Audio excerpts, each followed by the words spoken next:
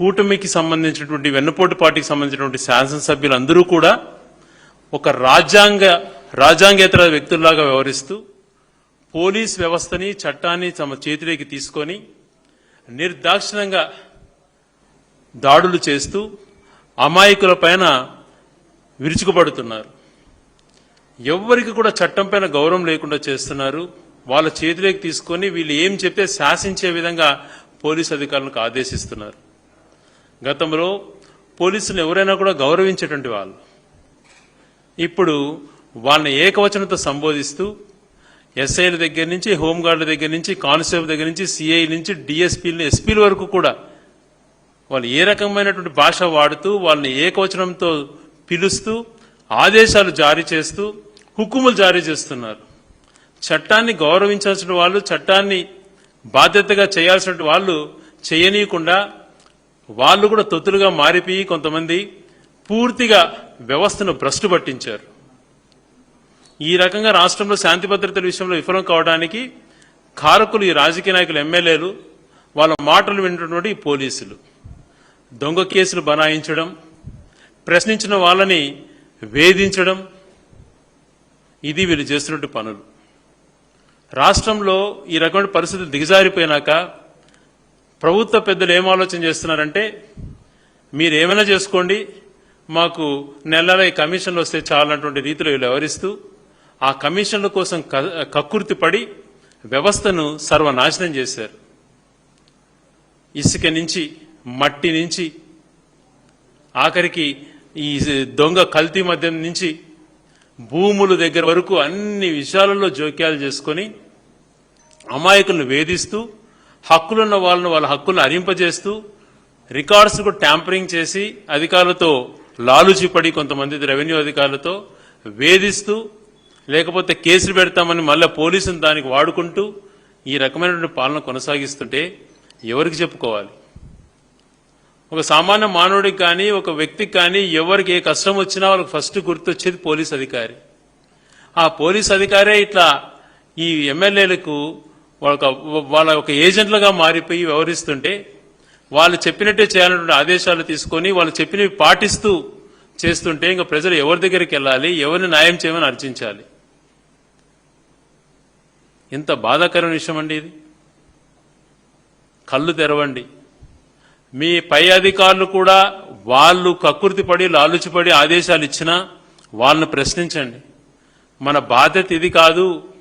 మనకున్నటువంటి ఈ చొక్కా కానీ, మనం వేసుకున్నటువంటి టోపీ కానీ, మనం పట్టుకున్నటువంటి లాఠీ కానీ దీనికి ఒక చరిత్ర ఉంది. రాజ్యాంగంలో ఒక విశిష్టత వాల్యూ ఉంది. ఏ రకంగా అయితే ఆరోగ్యం బాలేని వాడుకు వైద్యుడు ఎలా దేవుడు అవుతాడో ఈ సమాజానికి దేవుడు పోలీసు అధికారి. వాళ్ళు సక్రమంగా లేనప్పుడు లా అండ్ ఆర్డర్ ఎట్లయిపోతుందో మనం కళ్ళారా చూస్తున్నాం.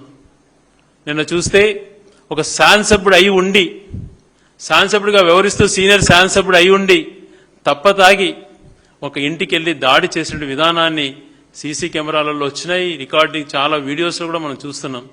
ఎలా దానిపైన ఒక్క మాట కూడా మాట్లాడకపోగా ఆ చేసినటువంటి తప్పును స్వయంగా ముఖ్యమంత్రి గారు చూసి నెక్స్ట్ డే ఉదయం ఆ ఎమ్మెల్యేను మందలించో లేకపోతే మామూలుగా చూస్తుంటాం ఏదనంటే చంద్రబాబు గారు ఆగ్రహం వ్యక్తం చేశారు. కనీసం ఆ వార్త కూడా లేకుండా ఆయన లోపల ఆగ్రహం వ్యక్తం చేయకపోయినా రాస్తా అంటే కొన్ని ఎల్లో మీడియాలో ఆగ్రహం వ్యక్తం చేస్తున్నారు, చంద్రబాబు నాయుడు గారు బాధపడుతున్నారు. అది కూడా లేకుండా ఎవరైతే విక్టిమ్ ఉన్నాడో వాళ్ళ ఇంటికి వెళ్ళి దాడి చేయబడ్డాడో ఒక లాయర్, అడ్వకేట్ అన్నటువంటి వ్యక్తిని తనని కేసులో పెట్టించి వీళ్ళను ఫ్రీగా వదిలేయటం ఏ రకంగా ఏ మెసేజ్ ఇస్తుంది చెప్పండి? రాష్ట్రంలో ఎమ్మెల్యేలు చేస్తున్నటువంటి వ్యవహారాలలో ఇటువంటి ఎన్నో జరిగినాయి. నిన్న జరిగినటువంటి సంఘటన చాలా దారుణమైనటువంటిది. ఏ రకమైన మెసేజ్ ఇస్తారు చెప్పండి? ఎందుకనంటే ఒక సంస్కారం ఉన్నటువంటి వాళ్ళం ఇంకా దానికి లోతుకెళ్ళి మాట్లాడితే బాగోదు. కానీ జరిగినటువంటి సంఘటన ప్రజల్లోకి ఈరోజు ప్రతి సోషల్ మీడియాలో కానీ ప్రతి టీవీలలో కానీ వస్తున్నటువంటి ఆయన మాట్లాడుతున్న విధానం కానీ చేస్తున్నటువంటి దౌర్జన్యాన్ని కానీ పోలీసులు తీసుకెళ్లి పోలీసులతో పాటు వెళ్ళి ఆ ఇంటిపైన దాడి చేసేటువంటి విధానాన్ని చూసిన తర్వాత ఇంకేమన్నారు చెప్పండి? అది కనిపించలేదా చంద్రబాబు నాయుడు గారికి? దాని గురించి మాట్లాడరా? నాకు దేశభక్తి భక్తి ఉన్నటువంటి వ్యక్తిని నేను భగత్ సింగ్ను, నేను చెగువీరాను అని ఎగురుతుంటాడు ఒక పెద్ద మనిషి ఆయన. ఇక్కడ రాష్ట్రంలో జరుగుతున్న పరిణామాలపైన ఆయన దేన్ని ప్రశ్నించాడు. ఆయన ప్రశ్నించాలనుకునేది ఒక్కటే. ఆయన ప్రశ్న అంటే ఏంది గుర్తుకొస్తుందంటే, జగన్ ఊరికి అడుగుతూ ఏదోటి జగన్ ఏం చేసినా, మంచి చేసినా జగన్ ఒక్కరిని ప్రశ్నించేదే నా నైజం, ఇంకా మిగతాది ఏది కాదు అనుకున్నటువంటి నిర్ణయానికి వచ్చాడేమో కానీ ఢిల్లీలో దేశ సమగ్రత గురించి, భవిష్యత్ తరాల గురించి, వ్యవస్థల గురించి ఉపన్యాసాలు ఇస్తుంటాడు. మరి ఆయన నోరు ఏమైపోయింది? ఆయన పార్టీకి సంబంధించిన శాసనసభ్యుల దగ్గర నుంచి కూటమికి సంబంధించి భాగస్వామ్య పార్టీలో శాసనసభ్యులు రోడ్లో విచ్చలవిడితనంగా వ్యవహరిస్తూ, రౌడీలు గూండాల్లాగా వ్యవహరిస్తూ, దోచుకుంటూ వ్యవస్థను భ్రష్టు పట్టిస్తా అంటే ప్రశ్నించకుండా ఎందుకున్నారు? ఆయన కనపడలేదా? కనపడినా కూడా కనపడనట్టు నటిస్తూ, ఇంకా ఇప్పుడు కూడా చంద్రబాబు నాయుడు వెనకేసుకుంటూ, ఇంకా ఇప్పుడు కూడా వైసీపీని, జగన్మోహన్ గారిని తిట్టడమే నా ధ్యేయం అనుకుంటూ మాట్లాడుతుంటాడు ఆయన. విచిత్రమైనటువంటి స్వభావం. రేవంత్ రెడ్డి మంచివాడు, కాంగ్రెస్ అంతు చూస్తా, కాంగ్రెస్ నన్ను ఆపుతుందా అంటాడు. అదేంది ఆయన రేవంత్ కాంగ్రెస్ ఒకటే కదా అని చెప్పి ఆశ్చర్యపోతే, ఏం స్టాండ్ తీసుకుంటాడో, దేని గురించి ఏం చెప్పాలనుకుంటాడో ఆయనకే క్లారిటీ ఉండదు. లాబీలకు అలవాటు పడితే ఇలాగనే ఉంటుంది, మన భాషలో క్లారిటీ ఉండదు. లాలూచీలకు లాబీలకు అలవాటు పడితే ఇలాగే ఉంటుంది. దానికి అలవాటు పడినవాడు దేనైనా ప్రశ్నిస్తాడు. అదే ఆయన నేర్చుకోవాలి. ఇష్టానుసారం రాష్ట్రంలో జరుగుతున్న పరిణామాలు, ఒక పక్క శాసనసభ్యుడు అర్ధరాత్రిపై తన పైన ఏమైనా ప్రశ్నించిన వారి పైన స్వయంగా వాళ్లే మద్యం సేవించి దాడులు ఒక పక్క నిర్వహిస్తూ ఉంటే, మరొక పక్కన అంటే ఇక్కడ వ్యక్తులను కాదు, ఆ వ్యక్తి ఎవరా ఏముందా అన్నది పక్కన పెట్టేస్తే, నిన్న కూడా చూసాం ఒక అతను సాయి కృష్ణ అంట, ఒక అతని పోలీసులు అరెస్ట్ చేశారని చెప్పి ఆ తల్లి వాపోతుంది. అతను ఏమయ్యాడు, లాకప్లోకి తీసుకెళ్లారు, ఆ తర్వాత ఏం జరిగింది అతను చూపించండి అని అంటే ఇంతవరకు మాట లేదు. కోర్టు ఆదేశాలు ఇస్తే మేము వెతుకుతున్నాం ఆ మనిషి కోసం అటువంటి తీసుకొని 2 వారాలు వాయిదా తీసుకున్నారు కోర్టులో. నాకు ఆశ్చర్యకరంగా ఉందండి. ఒక మనిషిని లాకప్లోకి పోలీసు కస్టడీలోకి తీసుకొని లాకప్లోకి పెట్టి మాకు తెలియదు ఎక్కడికి పోయాడు అన్నటువంటి మాట మాట్లాడుతున్నారు అని అంటే, ఈ వ్యవస్థని మేము ప్రశ్నిస్తున్నాం. అతను ఎటువంటి వాడు ఏమో అన్నది మాకు అనవసరం, మాకు తెలియదు. వ్యవస్థలో లోపాలను చూస్తున్నాం. చూస్తే ఆ మనిషిని కొట్టినటువంటి ఫోటోలు కొన్ని రిలీజ్ చేశారు. కాళ్లకు గోర్లు బెరికేసేసి మనిషిని దారుణాతి దారుణంగా ఇటువంటివి చేస్తే ఈ వ్యవస్థల్లో ఏం సంకేతం ఇస్తామండి? ఇక వ్యవస్థలు అటువంటిది ఎందుకు పెట్టుకున్నాము? ఇక వ్యవస్థలు అన్నది అవసరం లేదు, ఈ వ్యవస్థలతో పని లేదు, మా సొంత రాజ్యాంగంతో మాకు పని లేదు, మా రాజ్యాంగం రెడ్ బుక్కే అన్నటువంటి నిర్ణయానికి వచ్చినట్టు మీకు భవిష్యత్తులో ఇంక ఏం ఇండికేషన్స్ పోతాయి ఇవంతా కూడా.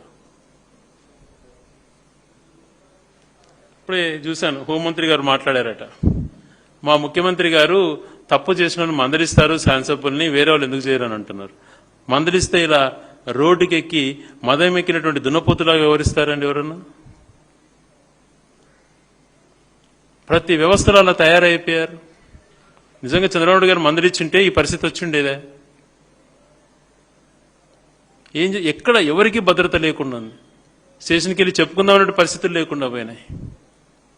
ఈ రకంగా వ్యవహరిస్తూ కొద్ది గొప్ప సిన్సియర్గా డ్యూటీ పైన గౌరవం, సిన్సియర్గా ఆ ఉద్యోగం పైన గౌరవం వ్యక్తులు ఇమ్మలేకపోతున్నారు. అప్పుడు 70-80 మందికి పైగా మంచిగా ఎఫిషియెంట్గా ఉన్న ఆఫీసర్స్ని వీళ్ళు చెప్పినట్టు వినకపోతే వాళ్ళు లూప్ లైన్లు వేయటం.